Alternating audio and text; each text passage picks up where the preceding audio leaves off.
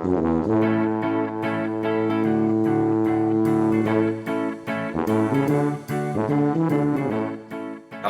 and welcome or welcome back. I am James Skiffins.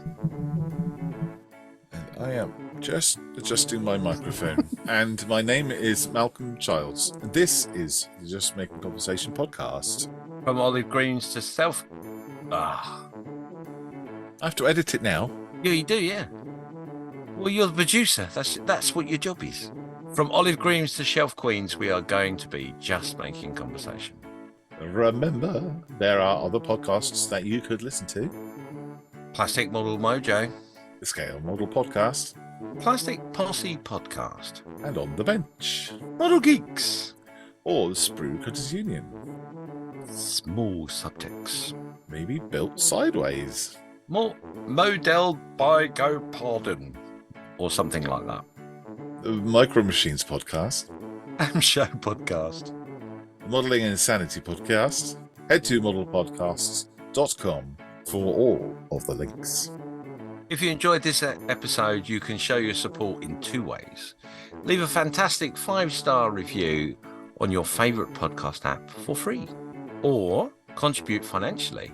Ka-ching. Visit paypal.me/podcastjmc for a one-time donation. Or if you really fancy it, for a monthly donation, check out our Patreon. Patreon.com, just making conversation. It's as easy as cheesecake. It is. It is. In this episode, we are going to be just making conversation about the amazing Scale Modelworld show, which happened on the 11th of November at the Telford Conference Centre in the United Kingdom. Well, not just us, but it's the largest and best show in the world. Or is it?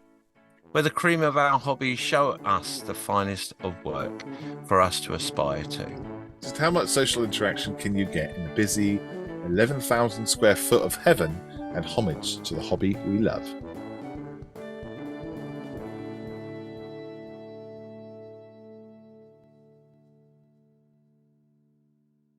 Are we adding the commentages?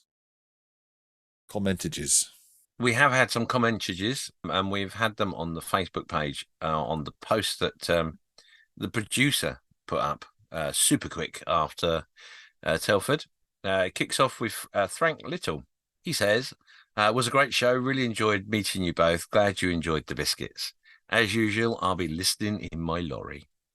Oh, yeah, he was chuffed when we talked about him before.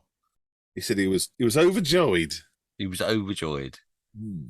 As long as he wasn't going over a roundabout, that's all that matters. Yeah, so we got back from Scale Modelworld, and we've met a lot of people. We met a lot of you, didn't we? We did. So many, I can't even remember who they were. And we got biscuits. Oh, did we get biscuits? We got presents all over the place. Even one person nearly reduced me to tears. Did they? They did, yeah. I didn't tell you that, but yeah, they did. Oh, no, you didn't. Do you want to tell me? Or I'm going to be really rude because I can't remember who it was. Oh, my God. What it was that I wasn't really expecting it. Obviously, I was there doing my thing, not with my hat of just making conversation on at the time. Ah, right. And this person passed me over a gift and went, I just love your show. And I was like, what? Oh. And then it dawned on me what it was about, because at the particular moment, I had someone talking in my ear about a paint color, another one talking about something else, and anyway, it just caught me a little off guard, and I was like, oh, great, that's really great to meet you. I did use the name at the time because they didn't introduce themselves, but I've forgotten it. I do apologize. What was the gift? It was a little bag of cookies, and there were some crisps in there, and yes, but it was all in a lovely gift bag. I got one too. Yeah, you did. Yeah, they did say us. Oh, we went and saw Malcolm first. And I was like, well, yeah, I expect that anyway. But yeah, they were I wasn't ready for that. Bump into the odd person that shows them bits and pieces every now and again, and it's not a big problem. It was just a very busy weekend, and there was just that moment where I was like, I think I'm gonna cry, but I stopped myself. Oh. But so thank you very much to everybody. There was lots and lots of you that gave us gifts. I have to confess, and I think you'll know, the listeners will know. There was definitely a little bit of what's the word I'm looking for? Selective sharing going on. Selective sharing. What, of car keys or girlfriends? Or? Aware of some gifts being given to you, and then I'll give that to James. I don't do cinnamon. Well, we could talk about that, or we could not ever mention it, and no one would ever know. No, well, that's it. Put me right in it. James will know. I hate cinnamon. It's like kryptonite for me. It's like, why would you eat bark? I mean, off. Anyway, I hate cinnamon. I don't think it's food, and that's that. But, hey, I love gifts, and I love the gesture, and I love the kindness and the thoughtfulness. But please don't give me any more cinnamon. And now I've thrown you under the bus. Because a couple of biscuits were cinnamon ones. And brought all the way from Canada, specifically. They were, yeah, specifically. I loved them. Which you will enjoy. Mm. Yeah. One of them has Model Geeks sticker on it. It does, yeah. And I'll be honest with you. Initially, if I'm honest, when I heard there was give it to him. It made me feel a little bit bad. But then when talking to the young gentleman who handed that lovely gift over, I thought, do you know what? Actually, he's got out of his way to get me something special that Malcolm won't nick off me. So the gifts were very, very unexpected, and my waistline will thank you in advance. Yeah, God, just so many people, and it was a whirlwind weekend, but it was brilliant fun. James and I were busy doing our different things that we do, and it was lovely to have little conversations here and there with you guys. So thank you ever so much for coming up and talking to us. I ran out of stickers, which pisses me off. Because I've got a load here in the workbench, but I didn't bring them because I thought I had enough in the car, and I clearly didn't because I ran out. But I did get a load of Model Geeks stickers from Tim, so I was giving them out instead. Oh dear, it was fun. It was brilliant. We're just going to go back to the comments that were made on Malcolm's post. Bob Ross was next, and he said, great to meet you both on the day. A fantastic Telford show this weekend. Apologies for failing to bring any biscuits of my own. Yeah, that's fine. That's fine. Again, I didn't tell Malcolm this, but I did actually go very hobnob packed. The idea being that I was actually going to persuade people to have a hobnob if I met somebody. In a way, I'm glad I didn't give them out because I like them, and I'm selfish. But the 16 packs that I did take with me, yes, 12 of them come back with me, so that will keep me busy for a little while. You kept that quiet? Yeah, I did. That's why you needed a van. Oh, you bastard! we were giving them out on the table. Well, yeah. Lisa was on the Sunday. She's like, I'm not going back with all these bloody odd knobs. You see, they were on the turntable on the Friends Models of Heroes. Well, yeah. Did you notice that on the Saturday there was one packet, and on the Sunday there was two packets? Yes, I did. The second packet we gave them as a donation because we thought they might like them. Oh, they were on display. Yeah. No, that wasn't the idea. You're meant to eat them because then we could have given them another packet. Anyway. Okay, so John Marley, friend of the show, he came from Australia with his brother, Paul. They came over to say hello, and he brought some Tim Tams, and I bit into it, and I went, oh, that's just like penguins. I lost it. I thought his corks were going to flip off his hat. They're going to fly off in disgust. I honestly thought he was going to get his didgeridoo and hit you with it. I didn't see his didgeridoo all weekend. But yeah, so much so that he's even put up a picture. Well, no, somebody else, James Kahn. Thank you, James. Put up a little Wikipedia entry. It looks like the Tim Tams are better than penguins, and here's why. It was just all going off. You need to go and look because Malcolm put a very good little gift up because there was the call for a fight at one point. And well, there already was a fight. yeah, you know. So I think when I called Tim Tams bourbon biscuits with chocolate on top, I think that was it. But there is a photograph floating around that I have seen of John Marley eating a penguin. Yes. And the comment is, damn it. Anyway, let's move on. Yeah. History Mill says, I think I saw you in the competitors area, though I wasn't 100% sure. Were you recording there? I didn't want to interrupt. Yeah.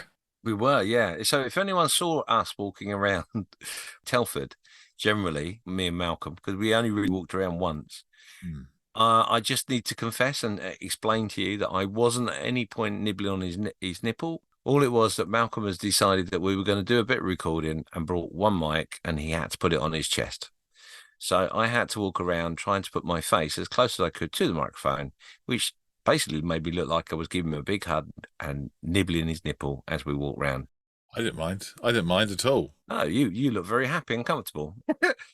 History Mill does say about he didn't want to disturb us. If you see us and bump into us, want to say hello, don't be worried by that. Just disturb us. Yep, absolutely. So it was a challenging environment, and Malcolm, the producer, will be enjoying. That's 3 times you said that now. Well, you are the producer. Let's change my CD. Oh dear. So yes, I've lost track of what I'm saying then. Never mind. Good. So Gordon's up next, and he says, enjoyed meeting you. Hope you like the cinnamon cookies. I will. They'll be very nice. Thank you very much. Yep. And thank you for the hobnobs. We'll enjoy them on the flight back to Canada. Yeah, it was nice meeting you, Gordon. Thank you very much for popping in. Yeah. God, I wish I could remember the name of the guy who had the T-shirt. Why can't I remember his name? Yes, that was... He had the T-shirt and he had the airplane with the hobnobs on the back with the tarp over the top of it. Yep. Oh, what was his name? Oh, I'm so sorry.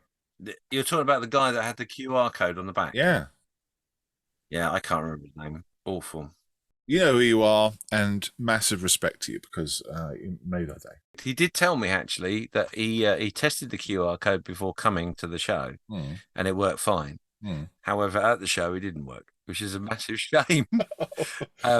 It was linking it to a voting, some sort of voting, wasn't it? I don't think I was there long enough to see what it was. Did I take a picture of it? 1 second, I think I did. Yes, I did. There we go. Do you know what would be nice if we went to a show as JMC and just enjoyed the interaction rather than going as other things and then on the side do JMC? Too many hats at Telford. If we chose one show to go to and that was our JMC show and the rest of it can bog off. I like that idea. Yeah, we should do that. Anyway, so the T-shirt was the big question. What biscuit fuels your model building? Are you a hobnotic? Or cheesy about digestives. And it's just a bit of fun. Yes, scan the QR code for your site. Actually, do you know what? I might put that up as a separate post as well, because you might be able to scan the picture of the QR code. That'd be quite fun. But yeah, that was ingenious. It blew me away that someone had gone all that length. And we can't remember his name. No. Did someone ask you to sign something? Oh, yes. That was a moment in itself. A young lady and her mother came over and thrust something in front of me and said, "Can I have your autograph?" And I was, gobsmacked. It's like, well, yeah, of course I can, no problem. And never been in a situation, other than a police station, where I need to sign something. Or a bank. I wasn't sure what to do, so I did write my first name and signed it as sort of a signature sort of way, and then went to do my second name and thought they probably don't know my second name. It's not a problem, so I put hearts and kisses instead. Oh, that's nice. And this was a present that was going to be given to her father. Yeah, who's one of our listeners. Yeah. And again, I don't remember the name. No, I don't either. God, I'm so sorry. Oh, well, it's funny because I remember when they said, "Would you sign this?" And I said, "Oh, I can." And I thought, I'm going to ruin it. My squiggles all over this, but okay, fine. So I did, and I had that moment where I had the Sharpie in my hand, and I leaned over towards her and I said, "Who's it to?" Yeah, wow. And I still can't remember who it was. All I do know that they were both very, very lovely, and the girl was over the Yeah. moon of the fact that she'd managed to do it. Later on that day, I was outside the venue, helping someone put stuff in a car, and she happened to walk past with her mum. Oh. And I waved and smiled at her, and she hid behind her mum. It just made me laugh. Don't blame her. But yeah, Once she saw you out in the light of day, it's like, oh my. There's a weird man waving at me, mum. Yeah, that's true. We got another comment from our previous episode, the Airfix one, talking about the ferret. Oh, yes. Peter Brown said, I just started listening to this episode, already loving the scale model idea. Did you realise that the 1/44th scale people are 1/12th scale to the scales? So if the scales were 1-to-1, the people would be doll's house size. Land of the Giants diorama. Yeah,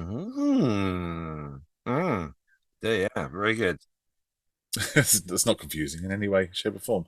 But yes, I see your point. If I put my little people on there, that'd be quite fun. We got a message from Jamie E. Adamson. Good afternoon, guys. He says, I was wondering if you could give our upcoming IPMS Houston show a mention in your upcoming episode.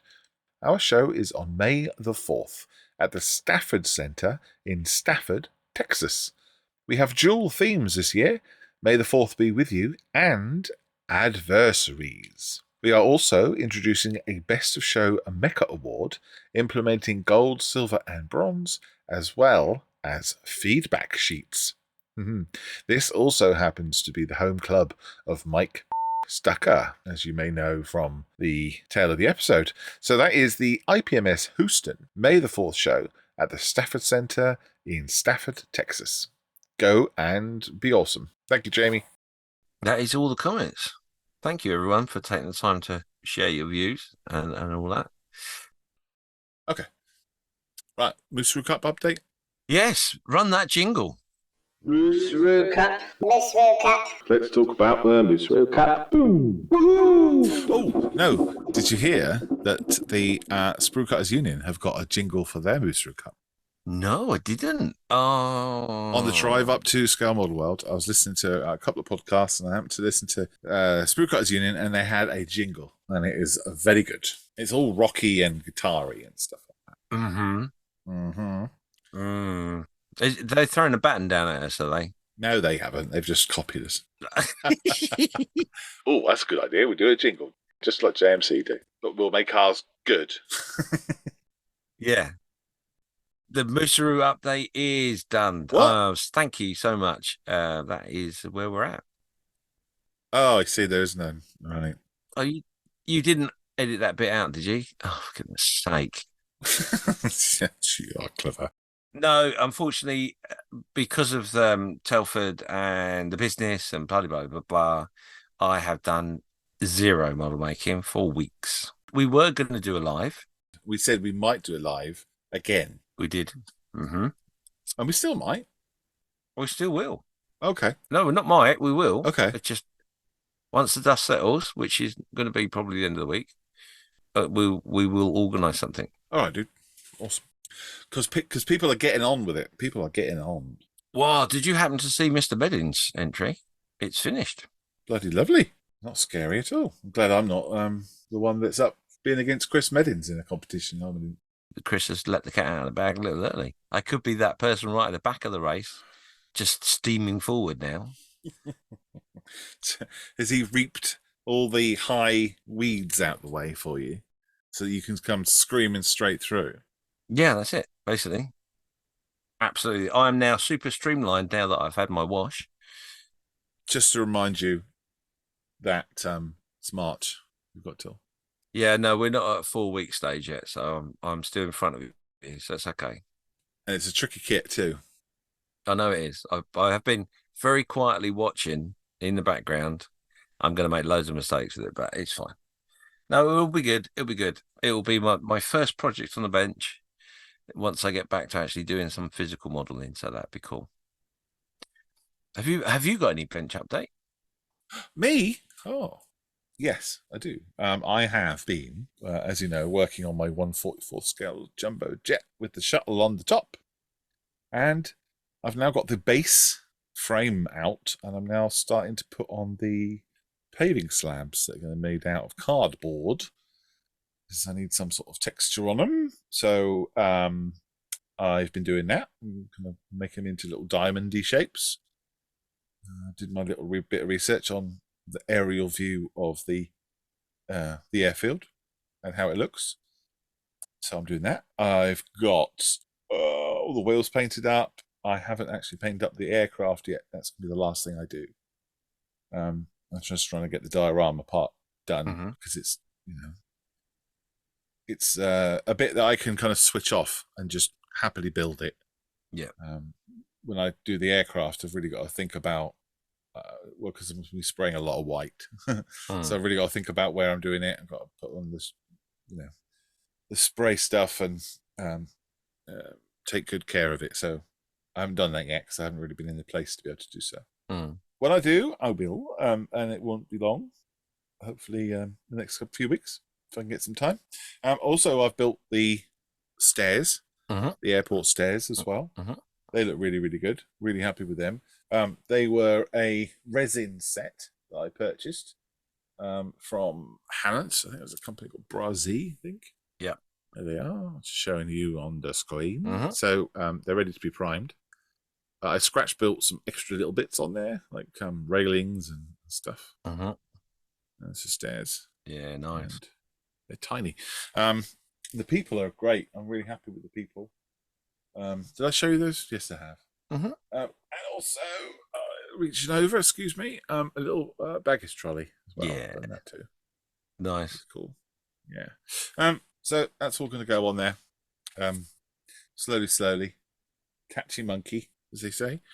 What else have I been doing? That's it, I guess.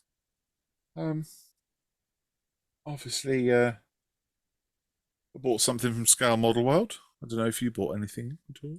No, can you believe it? The 1 year I've never bought anything. Yeah. Well, did even buy coffee. No. I went to a Land 13 stand, as I now seem to do every year for the last 3 years, and purchased their latest jet scooter. So that's what I picked up. So it's a little Vespa without wheels, but with like hover motors or something. It's a mixture of resin and 3D printed parts, and it is lovely. I haven't put it together yet, but I will very soon. Well, I say that. I said that about the last ones I bought 2-3 years ago. What I'm planning on doing, the plan for it is a dio of people working on their motorbike parts. And it's a jet bike motor garage. And what the guy's got his Vespa parked out the front, his jet Vespa. And that'll be all nice and shiny in that, and then pimped up, and then inside there'll be sort of these kind of old racers that he's working on, and there'll be all sort of sci-fi panels and stuff going on. I've got loads of 1/24 figures that I've been collecting over the last couple of years that are mechanics, rally mechanics, Model T Ford mechanics, and those kind of sets. And I'm going to make a diorama up. Not exactly sure how it's going to look, but kind of fun. It's going to be really grotty inside, but sci-fi. Sci-fi grotty. Sci-fi grot, Shin and Krieger kind of thing. When people paint up is it the Krupa? The double Mustang fuselage racer. When they do that, they do that with like a stripe or something. Nice. I like that idea. It's one of those things in this hobby where the idea lives longer than the bloody model does.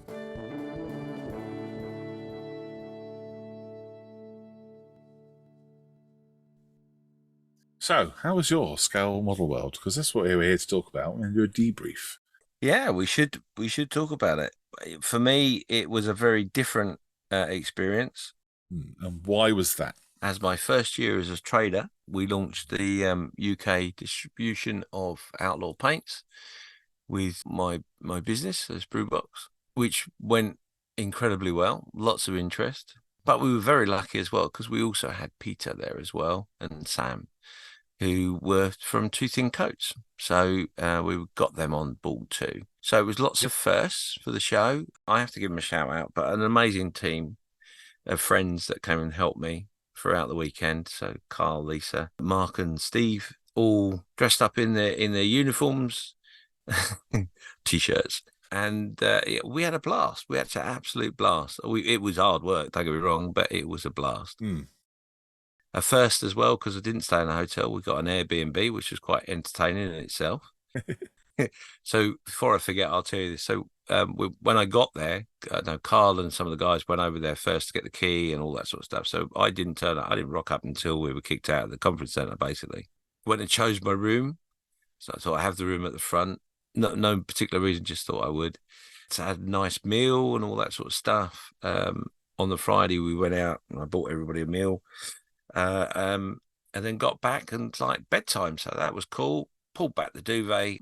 Oh my God. Because there was a great big pit in the bed where someone had been previously. Oh. And that sort of tells you the state of the mattress. Oh, no. It wasn't great. I did sleep. Yeah, I did sleep, but it was quite entertaining as to the position in which I slept. Anyway.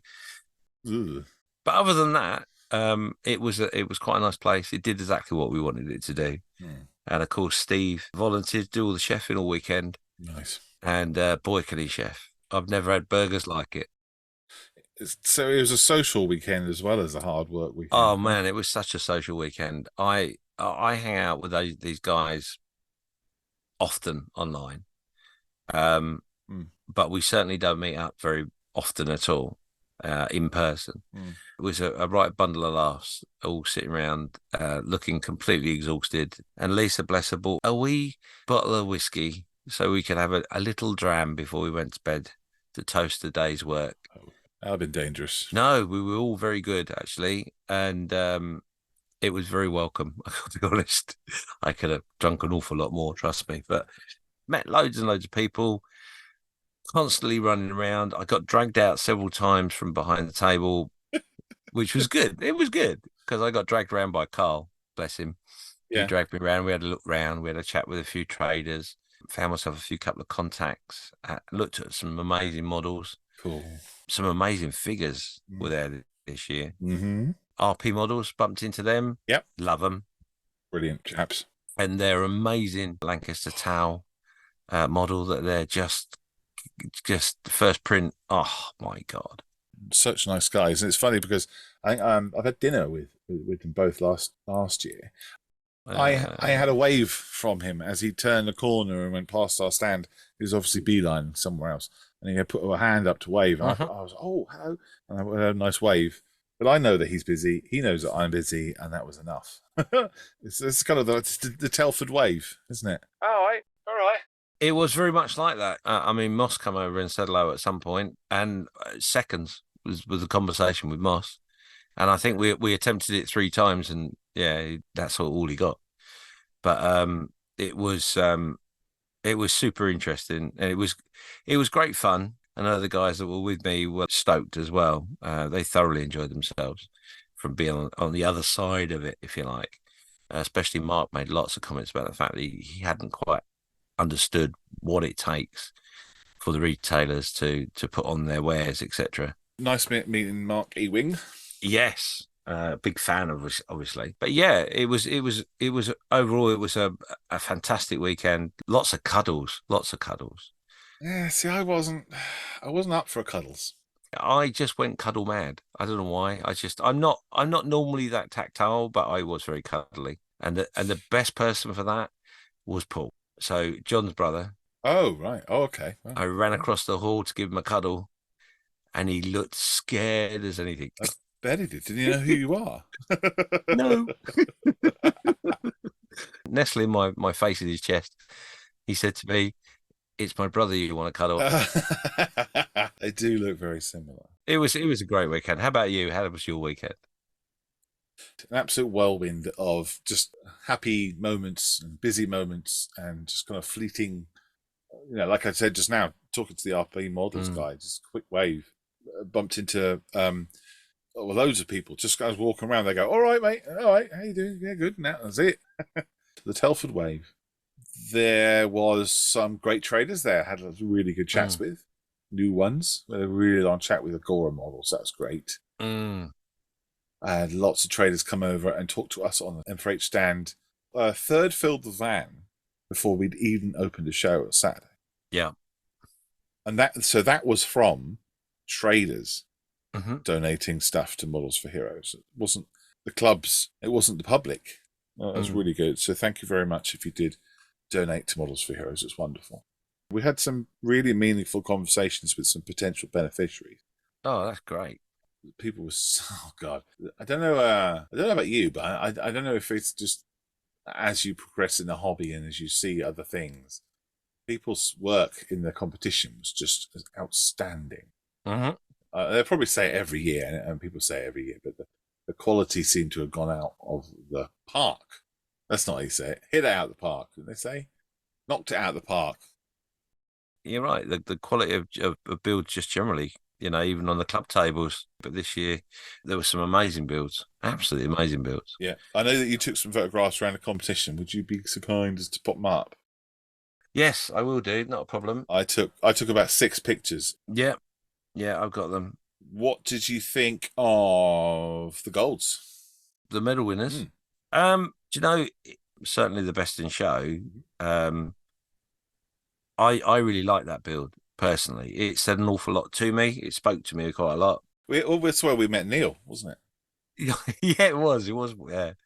But yeah, no, it just looked like a really amazing build. I mean, there was another one that stuck out to me, which was a Shackleton, which had had all of one side of it, everything taken off it. So you had all the framework, you had all the tanks and fuel tanks and all that sort of stuff.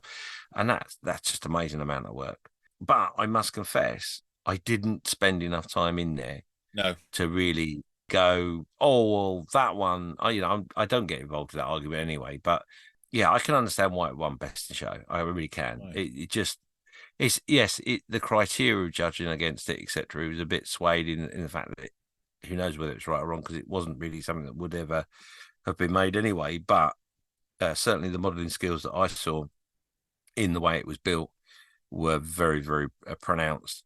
So, yeah, well done. I'm assuming, and also I've got to say as well.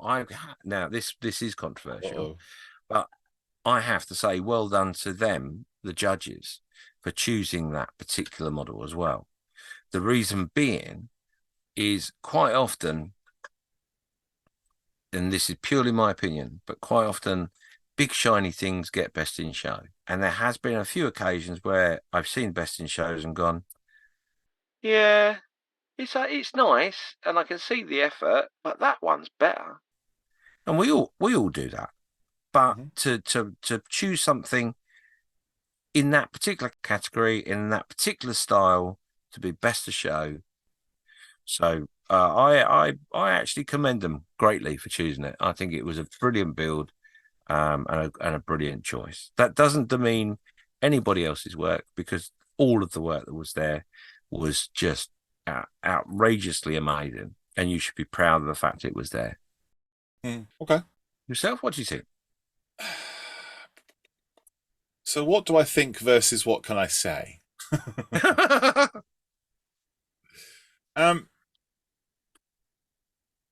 The Best in Show one was really great. Really, really cool. We spent quite a while standing there looking at that and chatting about it and talking about it. I was thinking it was like a Wingnut Wings kit that had been, I don't know, like a bits box build, lots of bits and pieces put together and that sort of thing. It didn't strike me as something that was particularly high-end in terms of techniques and things like that. So I felt like the streaking on the wings and things like that wasn't done particularly well. But then I didn't really look at it that well. So, but there are other things in the show that I remember better, like the Best in Show aircraft, Centaurus, that entirely scratch built, natural metal finish, looked beautiful. And that just sticks in my head. But the purple spaceship doesn't. It just didn't leap out at me as being the best there. But, hey, I wasn't a judge. I'm just a hobbyist. What do I know? That's the joy of the hobby, right? is the fact that there are so many different things in which you can do within this hobby. It's impossible. If you're doing archery, right? I know I analogize archery. If you're archery, the person with the most points wins. Yeah. Simple as that. It's not about flair or whether you stick your leg in the air or whether you've got shiny boots on. Mm-hmm. It's whether you get the arrow in the center, and you can't get that with modeling, can you? So everyone's going to be slightly different. But what is important that people engage in a decent and kind discussions. Yeah, absolutely. Well done to everyone for putting their stuff in the competition, because I certainly haven't done it. And while we're talking about the competition, what did you think about his placement this year in Hall 2? I didn't like it. I don't like it because it's a bit cramped. Now, I know that you and I walked around there trying to record. We're not going to release because the audio was just terrible, and I blame the person who was responsible for that entirely. I think that the layout and everything was fine. It was just it needed to be wider. The aisles need to be wider. Yeah. They were last year. They felt wider. There's more space. They all felt very cramped, very squished in. I don't know. Maybe even the tables felt lower. I don't know why. There was more shadow boxes than I've ever seen. So I had to bend down to bloody get to put my eyes in them. Oh, I can see where this is going. This is all about because you're too high and no one's taken any notice of you. The fact that you've got to bend down to look in a box. Oh my goodness. Terrible. I can regard my height as a kind of a disability. Because everything's too bloody small. Whack my head on everything all the time. And it hurts to bend down. Mm-hmm. So... And that's why you need wider aisles, is because you need to take up more space as you bend down. I see. I need to stick my fat ass out so I can bend over. Otherwise... Well, I never said fat ass. Don't put words in my mouth. I can insult you without your help. Yeah. So crouching down to look into a shadow box was hard work, which is a bit of a moan. But hey, the one that Adam did with the Challenger. Yes. The Challengers? Yes. Was it? It was Challenger, yeah. Was it Adam Challenger? It was Adam Challenger who did the Challengers. Yeah. That was really good. I like that, actually. I really got the sense of perspective in there. It was awesome. Yeah, it was awesome. I really liked that. But because I could only kind of lean down, I couldn't see it with two eyes. I could only get one eye in it. So I didn't get the perspective because I could only got one eyeball, could see it. And it was kind of upside down because I was leaning down. and my eyes are so far apart on my big head that it didn't fit in the shadow box. Well, that's a complaint. Sorry, I'm not complaining about it. It was a really cracking piece of work, but the problem with shadow boxes is that is the problem with them sometimes. And I don't know if you remember, but maybe a couple of years ago now, there was a shadow box, a very, very large shadow box of a scene from World War II, which I think was Tunisia, maybe. I can't remember, but I know exactly what you mean. They were raising money for Help for Heroes with it. That's right. But it was massive. And they had every scale of model in the shadow box. And it looked awesome. A railway layout, essentially, wasn't it? I don't remember the railway being in it, but yes. No, but it was that high and big, is what I meant. You didn't have to lean to look into it. Plus, also, the viewing perspex window that you looked through was, bigger than the size of a computer screen. It was very big, and the challenge with that is the perspective, making sure you still get the perspective because you've got so much viewing ability, and by making it smaller, it creates a better perspective of. I see. Adam was trying to achieve with him. Well, he did achieve, didn't try. He achieved and more because it narrows your view and makes you focus on the perspective items. Whereas the other one, in comparison, you're looking at it going, well, I can see they're all different scales. Right. Whereas on the Adams, you were looking at it going, well, what scale is that? Because we asked each other the question, what scale is that? Yeah, my eyes and brain were tricked because that smoke at the background looked incredibly imposing. Yeah. Distant. It was good. Oh, yeah. I mean, and like I said, it was an awesome build. Awesome. And that's no pun intended, but that's the challenge of having a small viewing window, is it does you're right. help you with the perspective a lot more, but it does make it a little bit more difficult, especially when it's on a table. So I suppose really the only way around it would be for it to be higher on the table, or you're looking down in it. make you feel quite sick because you'd be looking down a hill, wouldn't you? I suppose. I don't know.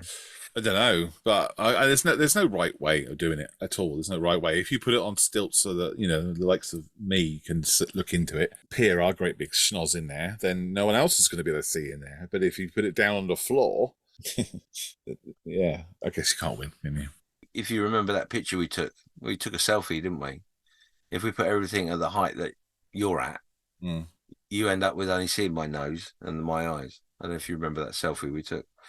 Yeah. Where is that selfie? Did it ever get published? They didn't get published, no. Okay. Is it private collection? One of the many things I meant to do that I didn't. That was a great build. The other one in which I really liked as well, thinking about it now, there was big diorama with some birch trees and a downed fokker. Oh yeah, was it quite wide? And yeah, it was. It was quite a big scale. I think it was a 1/32. I think it was 24th, wasn't it? Was it 24th? I don't know. I think so, because the figures were quite large. Yeah. Was that the one that was further back from where Luke's Huey was? Yeah. So you had the Hueys, etc., and then that was sort of at the back there. But that was amazing. And there was a gentleman from America I stood there talking to. Well, we were just admiring the work, and he was talking to me and led me to believe that those trees were real, and you had to walk with a diorama. But I'm looking at it thinking, are they real? But I think the conversation we were having, he was explaining that, he loved that one really well. It reminded him of a friend's diorama that used bonsai trees that you had to water. Oh, I see. But I'm still not 100% sure which version of that story is correct. But that's what the conversation we had. And I'll be honest, I was so confused in my mind as to, are they really real? That I didn't hear the rest of the conversation because I'm looking at them going, are they really real? Are they really real? Are they really real? Well, we're trying to record stuff, weren't we? So I was in the middle of working, so I wasn't even engaging with what he was saying at all. I just let you be polite, and I just wandered off. But another thing in the competition area I noticed was Rust. Rust was so out there this year. That Ken Crad. Oh my God, that was amazing. But there were loads of items that caught my eye that were Rust techniques and stuff. I don't know if that's because something that fascinates me and I like to play with or what, but they really did pop, a lot of them. Yeah. What I liked about the Ken Crad was it wasn't just the Rust technique; it was the actual plastic had been thinned right down and bent as if it had been rusted rather than just been applied. So that was lovely. I could moan about the width of the tables, the gaps, and I could moan about the height of the tables and everything else. But it was just a bloody joy to be there and looking at all the awesome work. Hats off to the organisers. Jesus Christ. Yeah. I know. We talked to Richard Middleton a month or so ago, and I was in awe at his organisational skills then. But then to see it all again after having talked to him, it's just incredible. And I don't know if you spoke to him much on the weekend. Yeah, I spoke to him a couple of times, yeah. He came over just to see me, Everything all right with your meal, sir? Yeah. Oh, dear. Yeah, it was great. It was really great. And it was great to see some new people there as well. Got E-Models there and, some of the people that we know and love. Oh, man, I didn't get a chance to see the E-Models guys. I didn't get a chance to see there was an electronics company there, Scaletronic. I wanted to talk to them. I didn't get to speak to them. I didn't speak to anyone at Hobbyco. I said, Again, I know this is down to my mindset for the weekend, but I was also very, very impressed with the some of the trade tables. Really gone to town, and they look really super professional. And that's not to say they don't normally, but for some strange reason, I was looking around and taking notes of, I like that, how you've done that, and I like this. And well, maybe it's because you're doing it yourself, and so you're in that mindset. You're looking at merchandising and stuff. Yeah, I think in all fairness it probably was, but the great big Jadlands screen that they did was very impressive, and they weren't alone. But yeah, it looked really good, and generally, and even the club tables look brilliant as well, as always. Yeah, the Rubicon one. I talk about Rubicon all the time, but the Rubicon SIG table I kept bringing people to. that had been just come to Telford for the first time and said, "Oh, have you seen the Rubik Competency? Can I have a look?" And the other one that I really liked was the Romania table. Really, really neat. And I don't know why. I mean, I know Ron quite well, so I'm probably biased, but he put on a good show with his Romanian SIG table. Yeah. The Bomber Command table as well in Hall 3, showing off their massive lank. And I'm so happy that you got to see that too. Oh, do you know what? It was a joy to see. And I'm so pleased it was there, because obviously I was quite gutted that I missed it. But as I stood there in awe of it, and I remarked about the fact that the detail in the waterwork, etc., the pictures just don't do it justice. Really don't. They're just phenomenally clever and well done. Yeah, that was amazing to see. Yeah, I'm really pleased that you got to see that. I'm really happy they brought it as well. Yeah, so it was just great, just absolutely brilliant. I loved everything. Well, everything was awesome. Just it wasn't long enough. I was even chatting to someone about having maybe they should open it on Fridays, but I don't think if it was possible they would have done it, wouldn't they? We had this conversation, didn't we, when we spoke to Richard? And I don't know whether it would work. I really don't. But I'd love to try it just for 1 year. I think it would be quite awesome. But the downside to it, the Friday would be mainly all of us walking around talking to one another. That's fine. And I think that would be cool. I think that'd be a good idea for us, not just as traders, not just as people just visiting. The social side is so important. And the other thing I did notice as well, just in passing, literally, while I was having my crisis moment with the toilet, the fact which I don't know if I'm going to put that story in, by the way. So well, that's fine. Oh, why not? It's fine. Well, I don't know. It's a bit critical of the Telford International Centre's facilities. No, it's not. It also sounds like you're dissing B-days. There is no beadism in that comment at all. I don't want Armitage Shanks on the phone again. What are you talking about? The guys put on a couple of talks. Right. In one of the rooms, certain things which obviously I couldn't go to, but I'm glad they've done that. I'm glad they're doing something like that. I think that's quite important too. But again, with those sort of things, 2 days, it's not, you just the joy of Telford is you never have enough time to do everything you want to do. No, I suppose not. Anyway, so going forward, 2024, really looking forward to it next year. Don't know what we're going to do for the group build for us, which nice segue, see what I did there. But we did have a winner for our tarp competition. So a big thank you to everybody that brought their entries in. And there were some fantastic builds, weren't there? Everyone who came along and looked at the tarp build, because they were wondering why there was a big tarpaulin on our table, they looked at it and went, "Oh, that's really cool. I like that idea." And they were fascinated by all the different techniques that people had used. Using milliput and using latex gloves and using aluminium foil, and really, really cool. Absolutely loved it. Yeah, it was just a nice, happy vibe.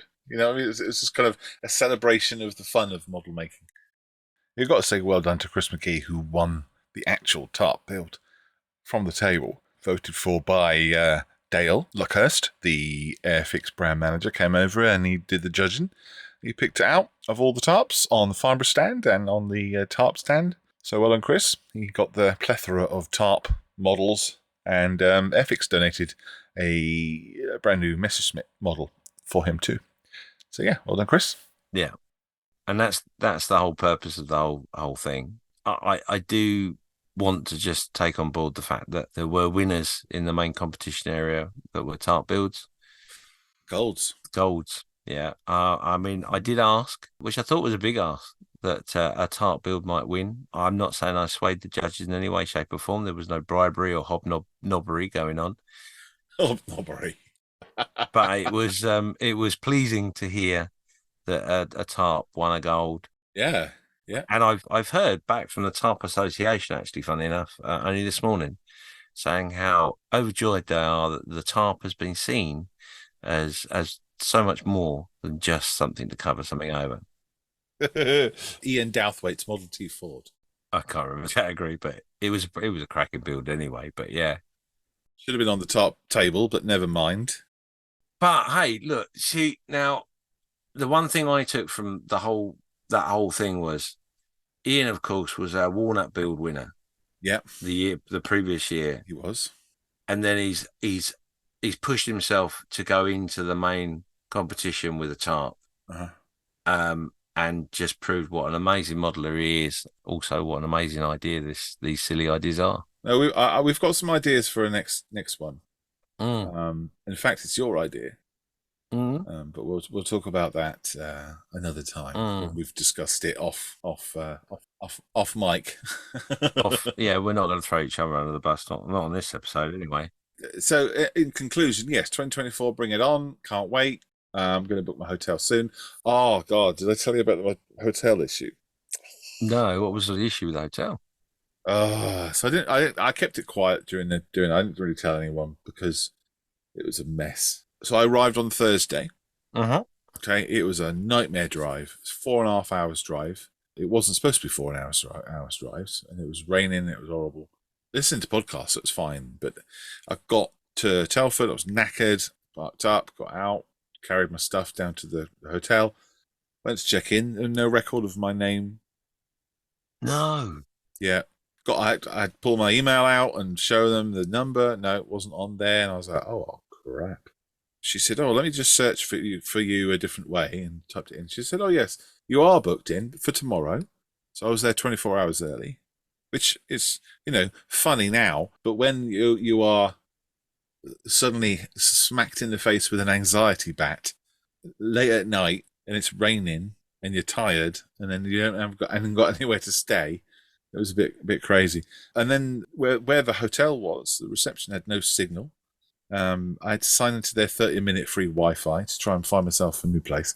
It was all fine in the end. It all got sorted. My wife helped me on the phone, and we got another hotel sorted out for that night. But yeah, good God, that wasn't a great start to my Telford. Wow. Yeah, don't do that next time. So check you've got your right dates on your hotel. Don't be me. Luckily, there was a room at the inn, literally at the day's inn, for me and my donkey. That was the only negative thing about my weekend, and that was my fault. Yeah, I can't wait next year. Bring it on. Be there, be square. Absolutely. So which show are we going to turn up as just at JMC then? I don't know. We're going to have to debate that. We're going to have to find maybe somewhere that's like right in the middle of you and me. Yeah. Whatever show that is. It's probably like something like Milton Keynes or something, isn't it? No, or is that too far north? Yeah. Well, no, that's too. Yeah, you're driving too far. Isn't that near you? What, Milton Keynes? No, it would be. Slough. Oh, Slough Model Club. Here we go. We're gonna rock up and rock it out. Is there a model show in Slough? High Wycombe? No, I don't think so. High Wycombe, there might be. What model shows are there in West London? There is one, isn't there? There is one in Camden. No, I don't actually mean in London. No, you did say West London. I did. I meant West London, all the way out west. Slough, West London. Oh, west of London. We should try and get ourselves a table there, just as you and me, looking like Muppets, but actually go to enjoy the show and sort our microphones out. Yes, that's definite. Right, brilliant. Loved it. Thank you for being awesome and having fun with me at Scale Modelworld. It was good. Thank you for looking after me and giving me a cuddle every now and again. I didn't touch you. You touched me lots. Yeah, you did cuddle me. You came over and poked your chest out at me and went, "You all right?" Which just basically is saying, "Give me a cuddle." No, I didn't. No. You did. I'm not cuddling. Not cuddling anyone. Yeah, the reason I didn't cuddle people is that I didn't get a cold. I didn't get the lurgy, which a lot of people have. No. So, did you get the lurgy? Nope. You have to do more cuddling. No. I got a coffee machine. Does that count?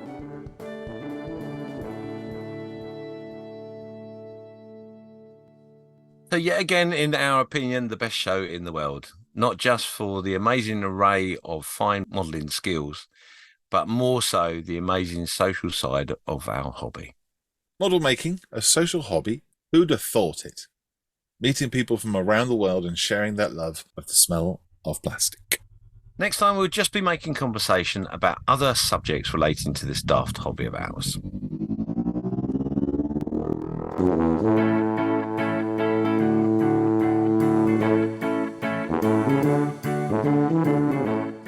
You've just been listening to Just Making Conversation with James Skiffins. And Malcolm Childs. Follow us on Facebook, where sometimes we post stuff and sometimes we update things. Find us on Spotify, Amazon Music, iTunes, Google Podcasts, YouTube, and all the others. Let us know what you are just making and what your thoughts are on the conversation in this here episode. Thank you for the following supporters from paypal.me/podcastjmc and also the patreon.com/justmakingconversation. What's that? Why the face? Oh, you're taking lots of air in. I had to move back in the room to get some air. Oh, I see. Paul Gallagher, Chris McLean, Philippe Lefreniere, John Franson, Mike Beepstucker, Mike Shelley, Mark Harrier, Elliot Capritti, Adam Kieran, Drossel Legume, Craig Nichols, Elliot, Robert Lane, Dean, Vine and Bill, Commodikit, Callum from Michael Machines Podcast, Paint All the Minis Beta, Brad, Warren, Tim, Black Rifle, John, Julian, Chuck, Mark, Becca Wahi, Simon the Jersey Gent, who we met, Steve Lee Costas, Mark, Ray, Neil, twice, Mike, Robert, Andrew, Drew, John, Mike, Jeff, Richard, Lynn, Gordon, who we also met, and 7 others. Well done. If you do show your support, leave your name so we can paint the roll of honour on the towel of the next episode. Au revoir. Au revoir. Au revoir.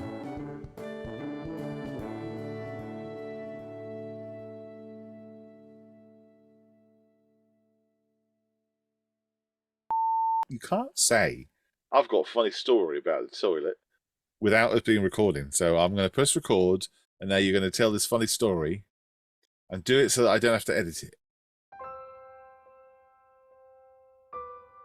This is a story about a toilet. A toilet that finds it difficult. People don't understand it. Oh. A toilet that has that overwhelming urge to be something more, something beyond just a dump pot. Dump pot. Okay. So so the funny story is, in one of the many visits I went to, I found. Hang on, whoa. Rewind. Okay. Where you are, yeah? You said you didn't want to do it without editing. Yeah, I know. So don't fuck it up. Obviously, we were at Telford. Ablutions are something that's necessary through a 48-hour marathon of madness, of plastic and sprue and glue and all that sort of loveliness. So I went to powder my nose, as you do, on one of the occasions, and I found a toilet that I suddenly come very much aware of very quickly, that the toilet really didn't want to be known as a toilet. However, when you sit on a crapper, you pretty much expect it to be a crapper. So shall I go into real big detail? Anyway, so I sat on the toilet to use the toilet as you would do, pulling my trousers down to have a refreshing bidet effect. Before I did anything, it gave me a good wash. I was washed. Lord. And out of the cubicle, you heard my dulcet tone say, "What the is that?" So I carried on. I powdered my nose, as you do. When I thought to myself, well, I think I'm at the point where you need to just ensure that you're clean. Flush, there we go again. Nice and clean, washed down for the second time. Wow. So I realised that actually what it was this toilet was having a crisis. You weren't sitting on a urinal or something. So no, it was a proper toilet in a cubicle. Okay. Because that would have been embarrassing for everybody, me sitting. That would have set a precedent. I sat with the toilet for a little while. We had a chat. And basically, this particular toilet wanted to identify as a bidet and didn't understand why people kept shitting in them. Pulled up my attire, hoping to God that I didn't walk out of the cubicle with a great big wet patch. Well, you'd been clean though, wouldn't it? Oh, I was fresh as a daisy. And yeah, anyway, I think what made me chuckle more than anything else was the fact that I sat there and talked to the toilet. I just passed on some information as to where that toilet could get help, because clearly it needed help. Yeah, well, someone needed help because you'd talk into a toilet. Well done. Well, that's a lovely story. Wow. Right, let's record. So essentially, it's that I went to the toilet and I got my balls wet. Look, I'll be honest. Normally, if you want that sort of thing, you got to pay. So I'm just hoping Telford don't send me a bill saying, well, that was up above and beyond what we normally offer. There's the bill. Yeah, he used the VIP toilets. The premium wash. Washes the underneath as well. That's what it needs. It needs a little coin machine next to it. Do you want bubbles, or do you want just the premium wash? Do you want your rims polished?